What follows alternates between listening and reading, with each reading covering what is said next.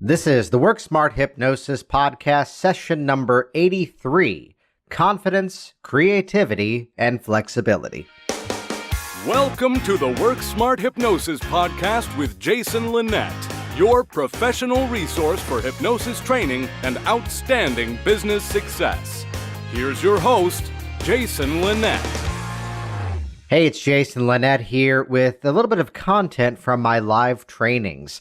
There are certain themes that across the board I keep running into over and over as I interact with other hypnotists. So whether it's the hypnotist who is brand new in their certification and just recently trained and looking to improve their skills, or perhaps it's that hypnotist who already has some training and yet there's something that's holding them back and why they're not yet seeing clients.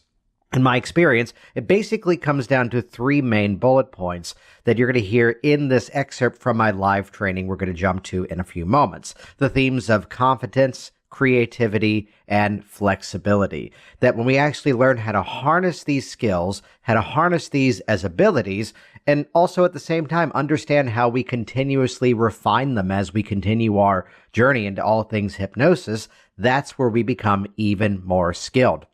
This is a bit of a preview, too, of an upcoming course that I'm going to be co-training with Sean Michael Andrews out in Las Vegas in March 2017 called the Master Hypnotist Course.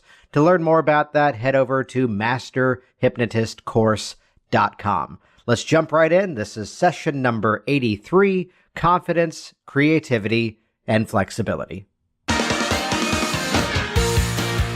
How do you become a great hypnotist?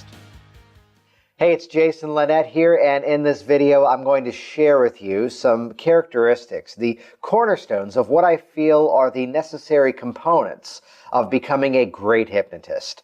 In my opinion, it comes down to three very simple bullet points. There's flexibility, there's creativity, and then there's confidence as well. And let's begin to unpack these individual components. First of all, there is flexibility.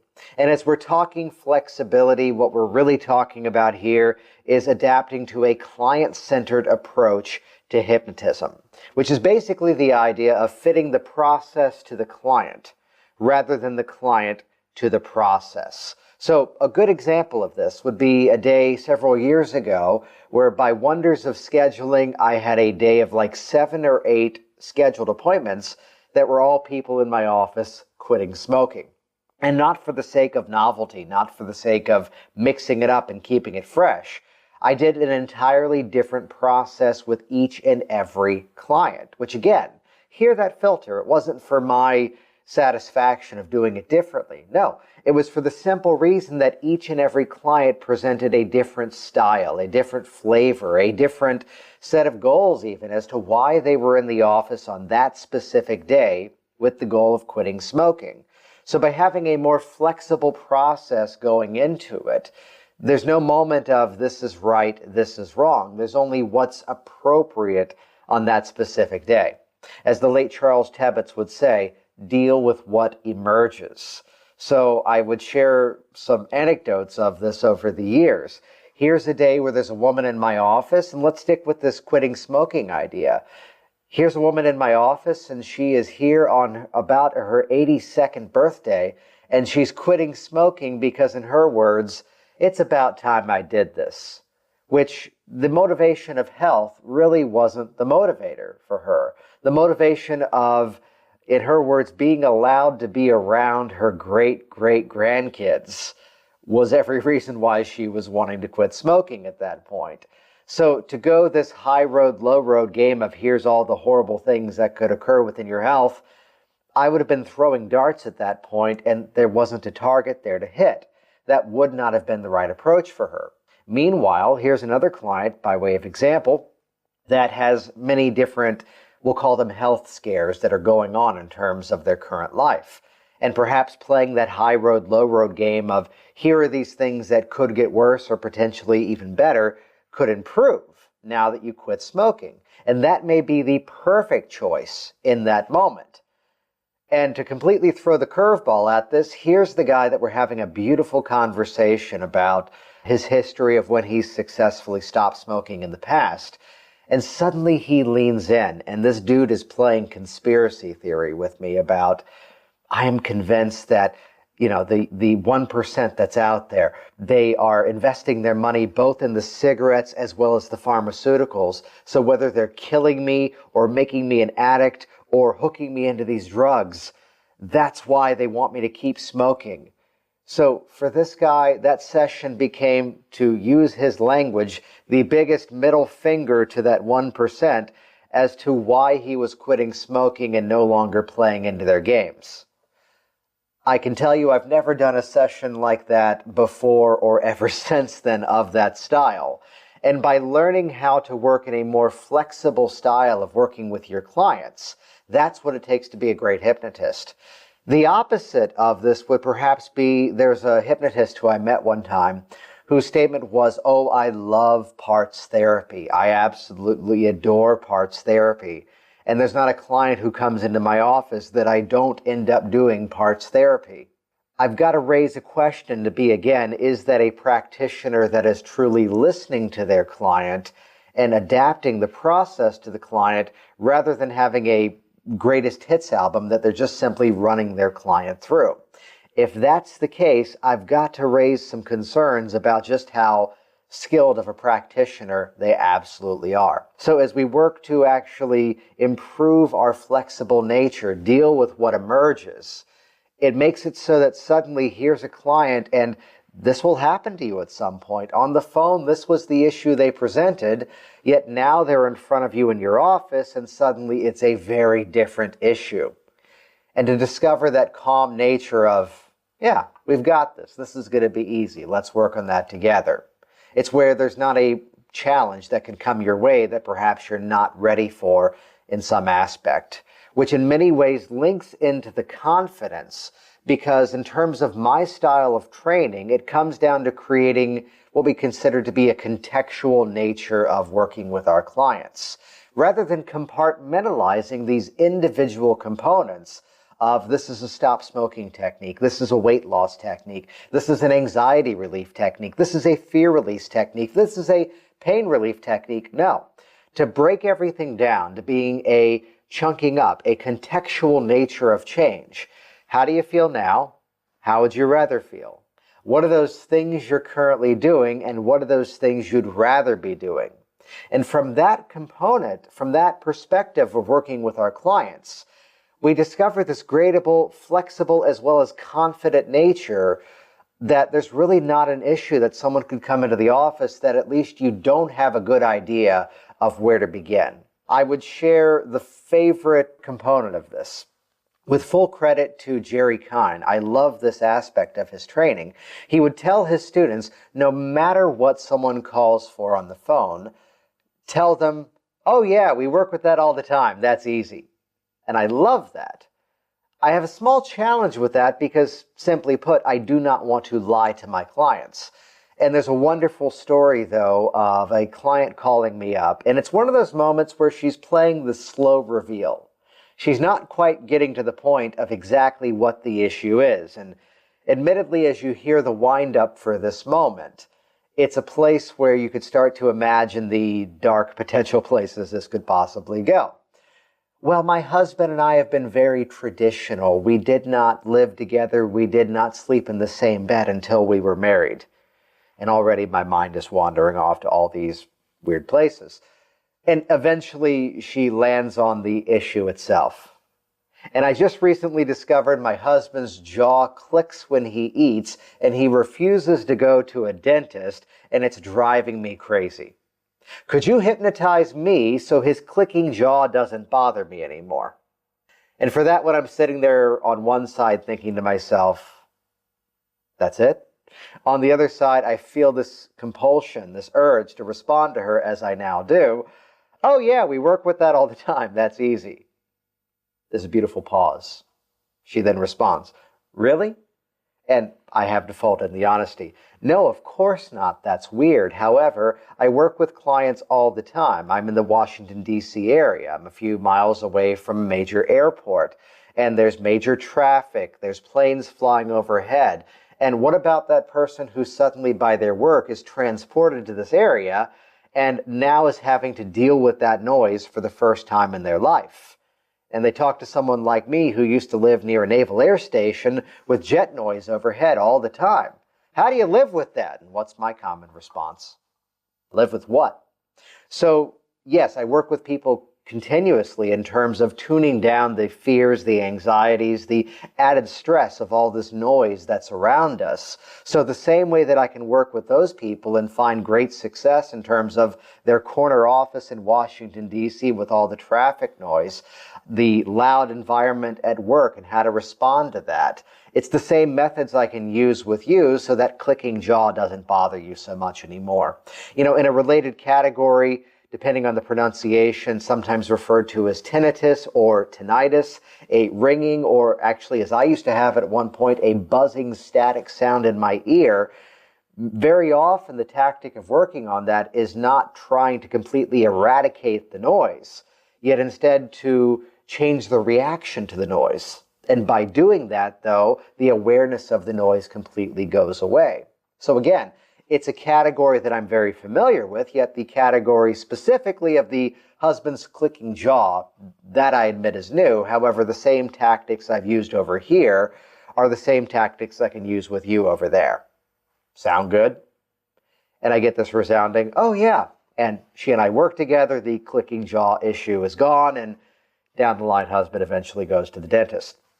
Even just a few days ago, a woman in the office. Now, this is a great little business tip. I specifically made it a point to get feedback from this client because it is such a specific niche category that I see so frequently these days. And we'll cover some details in terms of how to work with this sensitivity to noises. Yet she's in this environment where their air conditioner is an old system and it's loud. There's people talking nearby and it's troublesome to her, which again, contextually speaking, it's the same issue. Yet I tell these stories in this little module here in terms of flexibility and confidence, at least where we are right now, and creativity at this point, to basically point out the components of how this all comes together. The flexible nature of how to modify techniques used in other categories. The creative structure to realize that if I take a step back and I view it from a different angle, what's similar? And the confidence beginning to rise to realize I've got the skills and abilities to address this. So let's officially, though, move over to this concept of creativity. And let me give credit where credit is due to Scott Sadland. He's the founder of the hypnothoughts.com website. He's out in the West Coast. He runs the Newport Clinic. And there's a quote that I heard him say of be a chef, not a cook. And I think that's one of the best ways to really sum up this creative component of how to become a great hypnotist. So often as we're brand new to hypnosis, we get that magical book of scripts, and that would be that magical thing that we need to help our clients. And recognize that I am a person who doesn't completely buy into the concept of scripts are horrible and you should never touch them. It's perhaps one of the fastest, most efficient ways to become rather skilled at hypnotic language patterns and learn from what others have done and then modify it and model it for yourself and then implement it with your clients. So scripts have a time and place, and as Roy Hunter would say, they're training wheels. And eventually we want to get rid of the training wheels and then just simply work with our clients. So this phrase of be a chef, not a cook, I can point to various times at a restaurant where we used to live downtown Baltimore. And there was this sushi place that was across the street from our apartment. And the only reason we would often go was that the sushi chef at this restaurant just had this creative spirit to him, where you learned over time, just order a couple of things. Because if he recognized you as a, suddenly there was extra food showing up at your table. Little things he was playing with, things he was experimenting, combinations that he was just testing out to see what people would like. This one day that he delivered this Peking duck sushi roll, which was absolutely phenomenal. And still, we visited there a few months ago. It's not on the menu, yet he was still there. So it was that moment of, could you make this again? And what he delivered to our table was not exactly the same thing we were fed that day, yet it was an even different style of how to address that concept of it. As opposed to there are, franchises that are out there. There are chain restaurants out there. And setting aside the quality of the food, you could imagine a McDonald's Big Mac is going to look similar and taste similar whether you're in Alexandria, Virginia, where I am, or Phoenix, Arizona, or all over the world. There's a moment where I was becoming a little bit more health conscious with my eating. And we're at I think it's a chain. It's a Phillips Seafood restaurant. And I was ordering a steak. And I just simply asked the question, could you pass along to the cook, the chef, that I don't want any extra fat added to my steak? There's probably enough marbling in the steak. Just, do it just with the natural marbling, maybe a spray. And suddenly this becomes a moment where, let's go there, the cook is coming out to talk to me. I use the word cook because he's now revealing to me that that thing is cryopacked inside of a little plastic container, and the seasoning, the butter mixture is already a part of that steak. Okay, yeah, I'll have that. So he's basically following a sequence of orders in the back. So this creative nature, be a chef, not a cook, it ties into these other components. The three feed into each other. So this is where the style of training that I'm sharing with you here is one about building that creative structure. Let's no longer compartmentalize techniques as being only good for one specific thing. I'll give you my favorite example. It's, in my opinion, that glove anesthesia, a method of hypnotic pain relief or pain prevention, depending on the tactic, which briefly, it's a process of creating a numbing sensation somewhere in the hand, and then by way of hypnotic suggestion, transferring that numbing sensation elsewhere throughout the body. Classically, you could look at the Dave Ellman example of the magic spot, where you would transfer that numbness to a region, and the child, or eventually the adult, would want that spot, and that's where they would get the vaccination. Or perhaps I'm going in for some sort of dental procedure, I can transfer that magic spot to that area. Or in the area of pain relief, if I'm having this consistent headache that's been cleared by a doctor for me to hypnotically relieve, to take that numbing sensation, assuming that numbing is an appropriate sensation, and now send that into the area and then relieve that discomfort.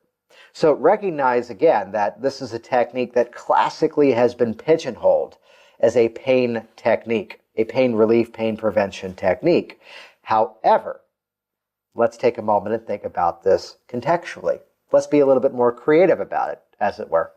Here's your stop smoking client who's in front of you. And you know what? When I get that craving for a cigarette, it's just like this lump in my upper chest.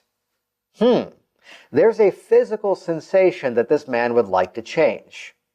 Do you start to realize how we could create that numbing sensation, compound it by moving it around the body, and then send it in the area to completely neutralize that unwanted sensation? No longer a pain relief technique now, is it?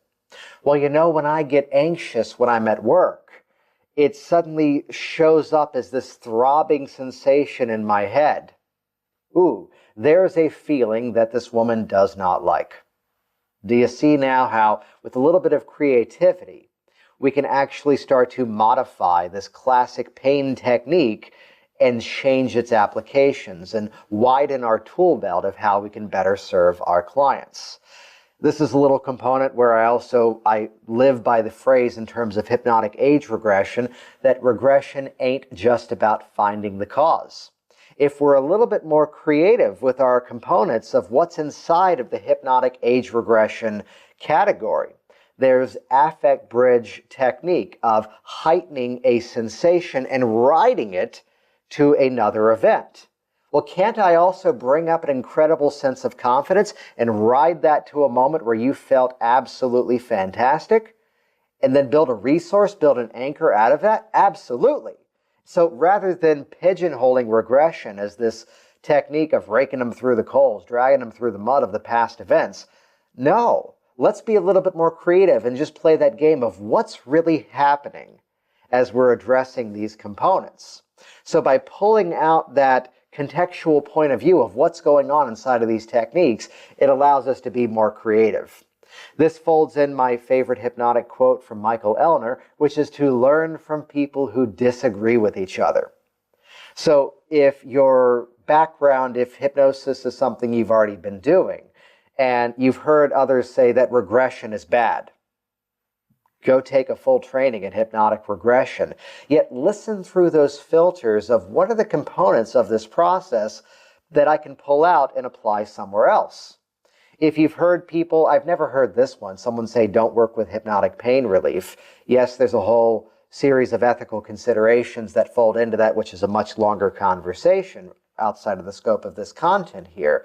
Yet to realize that our pain relief, pain prevention techniques have other tactics we can use elsewhere. So it folds in my favorite bit of phrasing here in terms of creativity. We should never stifle the creativity of another hypnotic practitioner. There's a moment where I left another school of training because I heard someone ask about what's a good metaphor to use for an athlete. And I heard someone say, you never need metaphors for that category, just use this technique. And that was backed up by the people who were heading up that group. And that's when I left. Because, well, what if there's a moment where using a metaphor is going to be the perfect example? It's where just simply opening up your ears, opening up that sensory acuity, and even bringing in your own experiences, the successes of other clients that you've worked with so far. It's going to bring in a greater flexible nature, a greater creative nature towards it. And the beauty of that is every day in the office now becomes an entirely unique experience, not just for your benefit, but also for your client as well. And to tie up these themes of the characteristics of a great hypnotist, let's spend a moment talking about confidence. Confidence is an interesting thing. Yes, because confidence is something that will grow more and more the more that you do hypnosis. Now, specifically over the years, I have changed the way that I train hypnosis because I do feel confidence is something that can be taught. Confidence is something that can be earned and gained even inside of a training environment. So yes, there is truth to the fact that just simply the more that you do it, the better you're going to get at it and the more confident you're going to become. That's absolutely true. Yet in terms of how we talk about hypnosis, how we approach it, do you realize by having a more flexible style, the client calls you and you're now more confident that you can address what they want to work on? Do you recognize as well that by realizing there truly is a creative style, a creative approach to this? So in my training, it's not my goal to create a bunch of Jason Linett clones out there. Instead, it's to help you understand at times the insane level of thinking behind what I do and why I do it, and by doing so, discover your own creative style as well. And by doing so, your confidence begins to rise. So there's a phrase that I hold back from, which is the quote of fake it till you make it. Though there may be some truth to that, isn't there? Let's put it into our hypnotic neurological components, though, and let's rebrand fake it till you make it as instead of fooling the neurology. There's an interesting story of, and I've shared the story elsewhere, I know, but I love this quote of Jean-Eugène Robert Houdin, the French magician that you've likely never heard of, but a young boy by the name of Eric Weiss read about Houdin, modeled him, and Eric Weiss changed his name to Harry Houdini. Houdin was once quoted by saying that a magician is an actor playing the role of a magician. Magician is the actor playing the role of a magician. And a hypnotist is really stepping into a role, stepping into identity, stepping into that perception of a hypnotist. So it's where you may become aware, the more that you do this, of what it is about you that is slightly different as you're delivering hypnotic suggestion. What are these components of yourself that are becoming a little bit heightened as you're communicating with your client? So there's truth to the classic statement that the first person you hypnotize is yourself. So whether that's a formal self-hypnotic experience to briefly close the eyes and envision yourself, imagine, picture, think of yourself going through that experience where there you are working hypnotically with clients, and to then step into that reality. If that helps, by all means, make use of that experience. It's a quote that I've got to read this, and I love this quote from Dave Ellman, specifically because it sounds like something pulled from a Lord of the Rings book. In hypnosis, confidence is the coin of the realm. Credibility is the coin of the realm.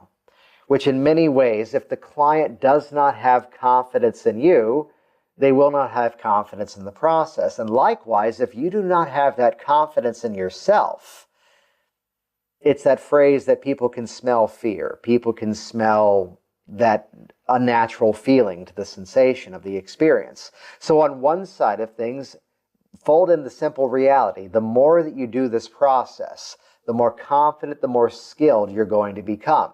Yes, we all wish we could call back our first clients and say, no, really, come back, I got better. And also at the same time, by learning a more flexible and creative approach to hypnotism, it's going to begin to build that confidence even further. So a few other points here would be that as you're brand new to hypnosis, how do we build that confidence? Well, this is a place that my first recommendation is to stand on the success of your profession. So perhaps there you are and you're starting to see clients for the first time. And maybe someone asks you, have you ever worked with this fear of flying issue before? Now, I do not want you to ever lie to your clients because it's dishonest and lying is bad. Instead, though, it's a place where recognize you can stand on the success of your profession. Well, hypnosis has a long history of being very effective with helping people to release fears. In fact, there's interesting experiences, interesting stories of people releasing fears in a matter of moments. So there's really no correlation between the length of time that someone has had a fear and how quickly they resolve it as well. To fold in some of the tenets, some of the principles behind what's now been deemed a fast phobia cure from the NLP model would be that it only takes a moment to learn a fear. So therefore, it only takes a few moments to learn something new instead. And what am I doing there? I'm standing on the success of my profession and sharing that information in terms of how we work with fears. Well, what's your success rate with quitting smoking? Well, in various university studies concerning hypnotism and the effectiveness of quitting smoking, there are studies that show results as high as 85 to 93% in terms of the efficacy of hypnotism to help someone quit smoking. So as you're brand new to hypnosis, realize you can borrow the confidence of your profession by standing on the results that we've worked with. Along with that too, what about the fact that some of you may be brand new to hypnosis? What about the fact that some of you may just be getting trained for the first time? Well, it's a place where, again, I do not want you to lie to people. Instead, though, it's a place where you can stand on your passion, stand on your interest. And in fact, even better, brag a little bit about the approach of training that you've been going through here with me, which would be that simple perspective, well, I've had a lifelong interest in personal change as well as hypnotism. And I've recently been trained in the most up-to-date thinking in hypnosis and the methods to effectively create rapid belief shift and change in a much more organic fashion. Isn't that an interesting phrase? So your concern may be, and I run into this all the time with potential students and consulting students as well. Yeah, but what about this person in town who's been doing hypnosis for 40 years? Why would they come to me? I just got trained in hypnosis when this person's been doing it for 40 years. Well, again, it's that phrase, I've had a lifelong interest in hypnosis, and I've recently been trained in the most up-to-date techniques to create rapid change. So you're posing that scenario now where someone wants to work with someone who has been recently trained, recently educated, as opposed to the person who may be using these out-of-date techniques. So as we roll forward in this experience together, characteristics of a great hypnotist, bring it always back to the flexibility, the creativity, as well as the confidence. And think of this as the three legs of a tripod, perhaps. If one of them is beginning to become weaker, then the tripod begins to lean over a little bit. The foundation is not as strong. So recognize those components that perhaps need that little bit of a shift. And whether it's reviewing more of this information that I'm sharing with you, whether it's reaching out, attending a convention, taking a workshop, whether it's doing a little bit of work on yourself in terms of improving that confidence, in my opinion, that's what it takes to become a great hypnotist. Thanks for listening to the Work Smart Hypnosis podcast at WorkSmartHypnosis.com.